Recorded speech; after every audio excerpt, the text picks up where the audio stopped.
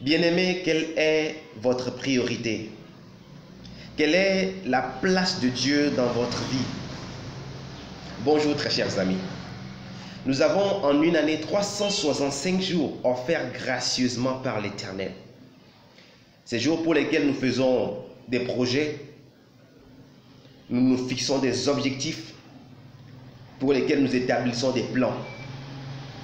Et j'ose croire que si tous ces projets devraient se réaliser, la situation de bon nombre de personnes serait déjà changée.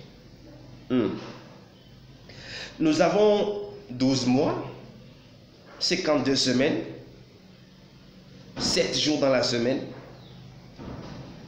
24 heures en une journée pour lesquelles nous faisons des programmes. Où est la part de Dieu dans ces programmes que nous faisons? Si nous voyons le soleil se lever chaque matin, ou selon les endroits, le soleil se lever en son temps, et la lune aussi apparaître en son temps.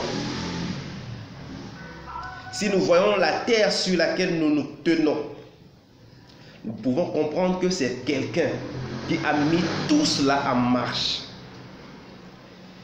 Le système solaire dans lequel nous sommes, toute la galaxie, ces choses ne peuvent pas exister d'elles-mêmes. L'homme que nous sommes, nous n'existons pas de nous-mêmes. Nous ne pouvons pas nous créer nous-mêmes. Ce qui veut dire qu'il y a quelqu'un qui est à l'origine de tout ça.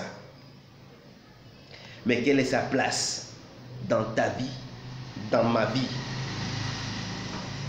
Parfois même, nous croyons aussi un peu trop connaître cette personne que nous réfléchissons à la place de cette personne. Que nous prenons des décisions à la place de cette personne sans même la consulter. Quelle est la place de Dieu dans ta vie?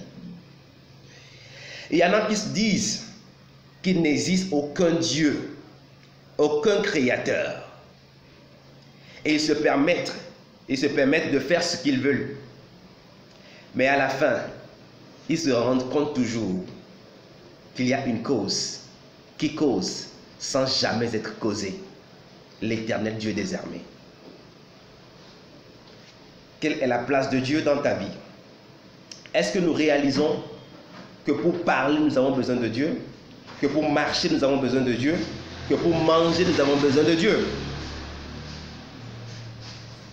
La veuve de Sarepta avait fait des plans pendant la famine, au temps de la sécheresse. Elle se disait que je vais manger ceci avec mon enfant et nous allons mourir dans 1 Roi 17. Mais le prophète était venu avec un ordre divin pour changer le plan. Elle a obéi, elle n'a pas manqué de nourriture jusqu'à la fin de la sécheresse. Quelle est la place de Dieu dans ta vie? Que le Seigneur bénisse ta journée. Dans le nom de Jésus.